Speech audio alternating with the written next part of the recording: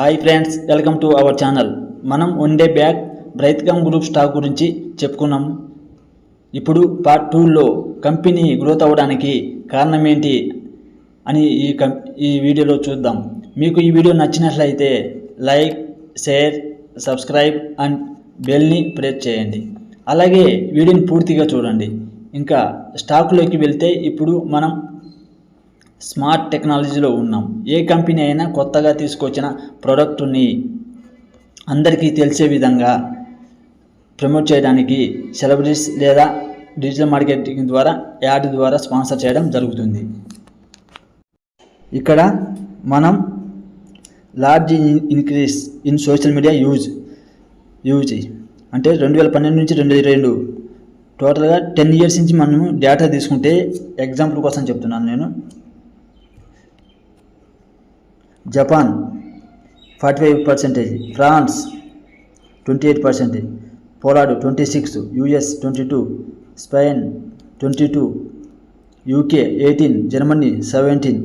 ఇలాగిన మనం చూసుకుంటే చూడు ఎంత దీని సోషల్ మీడియాకి ఉపర్ డిపెండ్ అవుతారో డిజిటల్ మార్కెట్ ద్వారా స్పాన్సర్ చేసుకోవడం. ఓకే, ఇంకా ఎగ్జాంపుల్ తీసుకుంటే ఇంకా చెప్పే ముందు మీకు ఈ వీడియో నచ్చినట్లయితే like, share, subscribe and bell button నొక్కండి. సరే, నేను ఎక్కడి నుంచి డేటా తెస్తున్నా నాకు తెలుసు. స్టాక్ మార్కెట్కి వచ్చినాక ఇన్వెస్ట్మెంట్ చేయడం లేదా వాటి గురించి సెర్చ్ చేసి 10 మంది చెప్పడం అనేది చాలా ఇంపాసిబుల్ అనమాట. ఎందుకంటే ఒక్కొక్క స్టాక్ గురించి మనము వివరించాలంటే 2, 3, 4 గంటలు పక్కా పడుతుంది. ఓకే, ఇంకా మనం ఎగ్జాంపుల్ తీసుకుంటే ఇక్కడ ఎగ్జాంపుల్గా % of users who get news on each site అంటే ఏ సైట్ నుంచి ఎంత పర్సెంటేజ్ వీళ్ళు ప్రమోట్ చేశారు అని మనం చూసుకుంటే US 2019, okay, LinkedIn 19%, YouTube 21%, Instagram 23%, తంబ్లర్ 31%, Twitter 59%, Facebook 66%, Reddit 70%. అంటే వీళ్ళు యూఎస్ఏ వాళ్ళు ఎలక్షన్స్ కానీ లేక ఏదో మంచి ప్రోడక్ట్ వస్తే ఎక్కువగా వీటిని యూజ్ చేసుకుంటారు అన్నమాట. ఎందుకంటే తొందరగా జనాలకు చేరుకుంటుంది అన్నమాట సోషల్ మీడియా ద్వారా. ఓకే, ఇప్పుడు గ్లోబల్ కేస్ స్టడీ చేస్తే Netanyahu 2015 Israel election victory using Facebook to target voters with trolled message. Facebook ద్వారా వీళ్ళు ట్రోల్ చేయడం జరిగిందనమాట.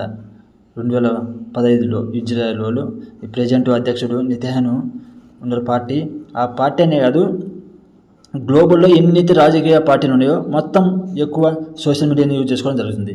అలాగే మన ఇండియాలో చూసుకుంటే 2019 Indian elections over 150 millions WhatsApp message shared across all parties. మన ఇండియాలో 2019 ఎలక్షన్స్ జరిగినాయి కదా, వాటిలో ఎన్ని పార్టీలు అయితే ఉన్నాయో మన ఇండియాలో మొత్తం వాళ్ళు 2019లో 150 మిలియన్స్ వాట్సాప్ మెసేజ్ చేయడం జరిగిందనమాట. అంటే ఓట్లను టార్గెట్ చేసుకోవడానికి ప్రజల నుంచి 150 మిలియన్లు వాట్సాప్ మెసేజ్ షేర్ చేయడం జరిగిందనమాట. చూడు, దీంట్లో చూస్తుంటే ఎంత ఇంపార్టెంటో సోషల్ మీడియా డిజిటల్ మార్కెటింగ్ ద్వారా అర్థమవుతుంది. దీంట్లో ఎక్స్పర్ట్ ఏం చెప్తున్నా అంటే లాంగ్ టర్మ్ చేస్తున్నాయి PE ratio. Company PE is lower than the sector PE. ఈ సెక్టర్ నుంచి చాలా తక్కువ ఉంది అనమాట, లోయర్ అనమాట పిఈ అంటే price to earning ratio. Holding చూసుకుంటే ఫారెన్ ఇన్వెస్టర్స్ ఇంక్రీజ్ చేస్తారు వీళ్ళు హోల్డింగ్ చేసిన దానికంటే ఇంక్రీజ్ చేయడం క్వార్టర్ చూస్తున్నాం. రీసెంట్ క్వార్టర్ కూడా ఇంక్రీజ్ చేశారు. అదే డెప్త్, దీనికి ఏమి ఆల్మోస్ట్ డెప్త్ ఫ్రీ అంటే దీనికి ఏమి అప్పులు లేవు, ఒకటి మైనసే. అంటే ఇప్పుడు చిన్న కంపెనీ కాబట్టి ఇది పెన్నీలాగా ఉంది కాబట్టి company does not offer attractive dividend return అంటే డివిడెండ్ ఇవ్వట్లేదు ఇప్పుడు ప్రెజెంట్. నెక్స్ట్ ఫ్యూచర్లో మల్టీబేగర్ అవుతుంది స్టాకు. అప్పుడు ఏంటంటే మొత్తం క్యాపిటల్ అన్ని సేల్స్ గ్రోత్ ఇంక్రీజ్ అవ్వడం వల్ల ఇది డివిడెండ్ పక్కా ఇస్తుంది. నేను ఈ వీడియో ఓన్లీ ఎడ్యుకేషన్ పర్పస్ కోసం చేస్తున్నాను. మీరు ఈ స్టాక్ తీసుకునే ముందు మీరు పర్సనల్గా అనలైసిస్ చేసి తీసుకోండి. I'm not a SEBI register. అలాగే ఫారెన్ ఇన్వెస్టర్స్ మనం చూసుకుంటే ఇక్కడ 2022 మార్చ్ చూసుకుంటే మనం 15.79% ఇక్కడ హోల్డ్ చేసి పెట్టారు వాళ్ళు. అలాగే జూన్ 8.90, సెప్టెంబర్ 9.53%, డిసెంబర్ 10.53%, అలాగే 2023 మార్చిలో 10+70% ఇంత వీళ్ళు ఇంక్రీజ్ చేయడం జరిగింది. అంటే ప్రతి క్వార్టర్లో నుంచి జూన్ నుంచి ఇంక్రీజ్ చేయడం జరిగింది. అంటే జూన్ నుంచి ఎంత అంటే ఇక్కడ నుంచి జూన్ నుంచి సెప్టెంబర్ ఎంత 0.63%. ఓకే, అలాగే సెప్టెంబర్ నుంచి డిసెంబర్ 1%, అలాగే డిసెంబర్ నుంచి మార్చి 0.117% ఇలా ఇంక్రీజ్ చేయడం జరిగింది. ఎందుకంటే 15.79 ఉన్నది డైరెక్ట్ జూన్లో వచ్చేసరికి 8.90, అంటే ఇంత సగానికి సగం డిక్రీజ్ చేశారన్నమాట వాళ్ళు. ఎందుకంటే ఇక్కడ స్టాకు చాలా కిందికి వచ్చింది, అందుకని ఏంటంటే దీన్ని ఇక్కడ డిక్రీజ్ చేయడం జరిగింది. అలాగే ఇక్కడి నుంచి ఇక్కడికి ఎందుకు పెంచారంటే టిప్స్ చెబుతున్నా, బాగా మీకు టిప్ ఇస్తున్నాను. 8.90, ఓకే, 953, 1053, 1070 ఇలా చిన్న క్వార్టర్ ఇలా కొంచెం పెంచుకుంటా వెళ్ళారు. ఎందుకు పెంచుకొని పోయారంటే ఇప్పుడు స్టాకు అండర్ 10 రూపీస్ ఉంది, అండర్ 10 రూపీస్లో ఉంది. వీళ్ళు ప్రతి కోట చిన్న అంటే చాలా ఇది కిందికి ఎంత రూపాయి కదా కొనుక్కున్నారు అనేది ఇప్పుడు మనం చార్ట్ ద్వారా చూద్దాం. ఓకే ఫ్రెండ్స్, మనం చార్ట్ని అబ్జర్వ్ చేసింటే చూడండి, డిసెంబర్లో ఎంత ఉంది, 117 రూపీస్ ఉంది డిసెంబర్లో ఎంత ఉన్నది. ఫారెన్ ఇన్వెస్టరు 14.56% హోల్డ్ చేసి ఉంచారన్నమాట. ఓకే, గుర్తుంచుకోరి. నెక్స్ట్ వచ్చేసి మార్చి మనం చూసుకుంటాం అయితే మార్చి 58%. ఇక్కడ ఎంత ఉన్నారు 15.7%. అంటే ఇక్కడ పెంచారనమాట 1%. ఎందుకు పెంచారంటే 113 ఉన్నది 58 సగానికి సగం, అంటే 60% లాస్ అయ్యారు. ఇక్కడ అందుకోవాలి 1% ఇంక్రీజ్ అయ్యేది. ఎందుకంటే ఇక్కడ నుంచి జంప్ అవుతుంది, ఇక్కడ నుంచి అంటే రికవర్ అవుతుంది అని ఇంక్రీజ్ చేశారు. తర్వాత చూసుకుంటే జూన్లో చూసుకుంటే మనం జూన్లో చూసుకుంటే కన్నా 56% ఉన్నది, 56 రూపీస్ ఉన్నది. అంటే సగానికి సగం ఇట్లా చూసారు, జిగ్జాగ్ ఎట్లా అయిందో కిందికి 56% ఉన్నది. ఈడ ఏం చేశారంటే తీసేశారు, ప్రాఫిట్ బుక్ చేసుకున్నా. అంటే ఇక్కడి నుంచి ఇక్కడికి పోయినాక ఇప్పుడు మార్చిలో వాళ్ళు ఏంటంటే అమ్మేశారన్నమాట, సగానికి సగం 50% షేర్ హోల్డింగ్ సేల్ చేశారన్నమాట. అంటే సేల్ చేశారు, వాళ్ళకి తెలుసు అన్నమాట ఇంకా కిందికి వస్తే మనం అప్పుడు ఇంకా ఎక్కువ హోల్డ్ చేసుకోవచ్చు అని. ఓకే, తర్వాత సెప్టెంబర్లో చూసినామట్టయితే సెప్టెంబర్ 41, అంటే 41 ఇంకా కిందికి వచ్చింది.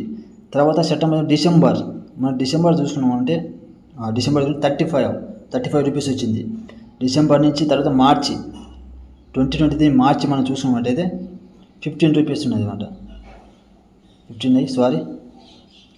17 రూపీస్. ఓకే, 70 రూపీస్ వచ్చింది.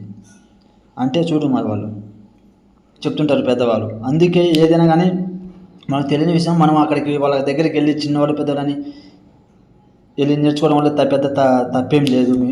ఓకేనా, ఇప్పుడు దీనివల్ల ప్రాఫిట్ ఏంటంటే ఇలా చెప్దాం.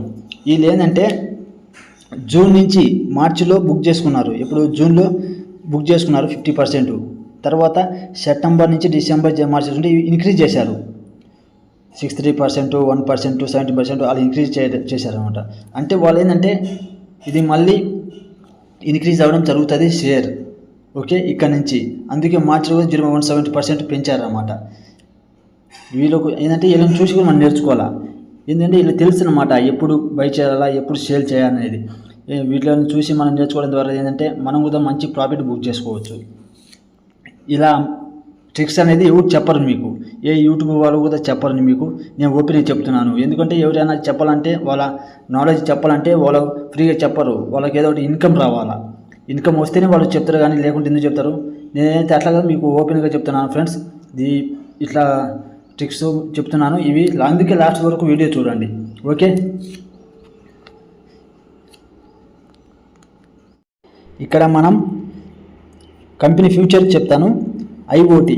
ఓకే, ఐఓటీ ఫ్యూచర్లో వస్తే గినా ఏం జరుగుతుంది అని. ఐఓటీ అంటే ఇంటర్నెట్ ఆఫ్ థింగ్స్. ఇది టెక్నాలజీ డెవలప్మెంట్ చేసి నెట్వర్కింగ్ ద్వారా ఎన్నో గాడ్జెట్లు ఉంటాయి కదా, అది ఒకదానికొకటి కనెక్ట్ చేయబడతాయి. అలాగే డేటా ఒకటి మార్పిడి చేసుకుంటాయి. ఇంకా అన్ని డివైజుల మధ్య ఇంటిగ్రేషన్ తెస్తుంది అనమాట. తెచ్చినాక ఏంటంటే ఫ్యూచర్లో ఐఓటీ వస్తే స్మార్ట్ హోమ్స్ వస్తాయి. ఏం లేదు, ఇలా స్మార్ట్ హోమ్స్ వస్తాయి. స్మార్ట్ హోమ్స్ అంటే ఏం లేదు, నేనున్న ప్రజెంటు నేను వర్క్ మీద బయటికి వెళ్ళా, నేను మర్చిపోయా ఫ్యాన్ కానీ టీవీ కానీ డోర్స్ కానీ ఇవి బంద్ చేయడం మర్చిపోయా. ఇది ఆటోమేటిక్గా ఏం చేస్తే పూర్తిగా మొత్తం ఒకదానికొకటి కనెక్ట్ అవుతున్నాయి కాబట్టి గాడ్జెట్లు ఒకదానికొకటి ఎన్నైతే ఎలక్ట్రికల్ థింగ్స్ ఉన్నాయో సంబంధించినవి వాటి మొత్తం ఏంటంటే ఆటోమేటిక్ బంద్ అవుతాయి. బంద్ అయినాక ఏమంటే మనకు స్మార్ట్ ఫోన్కు మెసేజ్ వస్తుంది అన్నమాట, మెసేజ్ వస్తుంది. అట్లాగనే దీనివల్ల కొన్ని నష్టాలు కూడా చెప్పుకుందాం. ఇప్పుడు ఇది ఐఓటీ వస్తే దీనివల్ల మనీ తగ్గుతుంది, టైమింగ్ తగ్గుతుంది. దీనివల్ల ఏం చేస్తారంటే ఐటీ వాళ్ళు కానీ ఇండస్ట్రీలు కానీ పెద్ద కంపెనీ వాళ్ళు ఏం చేస్తారంటే దీన్ని స్మార్ట్గా కన్వర్ట్ చేసుకుంటే వాళ్ళు చాలామంది వర్కర్స్ ఉంటారు కదా, జాబ్ వర్కర్స్, వాళ్ళు ఎక్కువ అవసరం లేదనమాట, ఎక్కువ అవసరం లేదు. దానివల్ల ఏంది, యూత్ అనేది జాబు కోల్పోతారు ఎక్కువ. అదే కాకుండా జాబ్స్ కూడా రావు. అందుకే ఏంటంటే మన ఇన్కమ్ అనేది అంటే మనకు ప్రజెంట్ ఇన్కమ్ వస్తున్నప్పుడు దాన్ని సెకండ్ ఇన్కమ్గా ఎట్లా ఇన్వెస్ట్మెంట్ చేయాలా అని మనం ముందే తెలుసుకోవాలా. ఫ్యూచర్లో జరగబోయే దాని గురించి మనం ఆలోచించాలి. అలాగే ఈ ఇన్వెస్ట్మెంట్ గురించి నేను ఇంకో వీడియో చెప్తాను మీకు అందరికీ. తర్వాత ఇట్లాంటి ఇంపార్టెంట్ ఇన్ఫర్మేషన్ మీకు ఇచ్చినందుకు ఇట్లా ఎవరు మీకు ఇవ్వరు, ఇంపార్టెంట్ ఇన్ఫర్మేషన్ ఎవరికి ఇవ్వరు మీకు ఫ్యూచర్లో జరిగే దాని గురించి చెప్పడం కానీ. ఎందుకంటే వాళ్ళ ఫ్రీ నాలెడ్జ్ అనేది మీకు ఫ్రీగా ఇవ్వరు అనమాట. వాళ్ళు మనీ ఎన్ని చేసుకుంటారు, ఎట్లయినా మీరు వాళ్ళకు డబ్బులు ఇస్తే కానీ వాళ్ళ నాలెడ్జ్ షేర్ చేస్తారు. నేనేంటంటే నాకు ఏమీ అవసరం లేదు. మీకు ఈ వీడియో నచ్చినట్లయితే లైక్ చేయండి, షేర్ చేయండి, సబ్స్క్రైబ్ చేయండి. అలాగే బెల్ గంటను ప్రెస్ చేయండి. Thank you.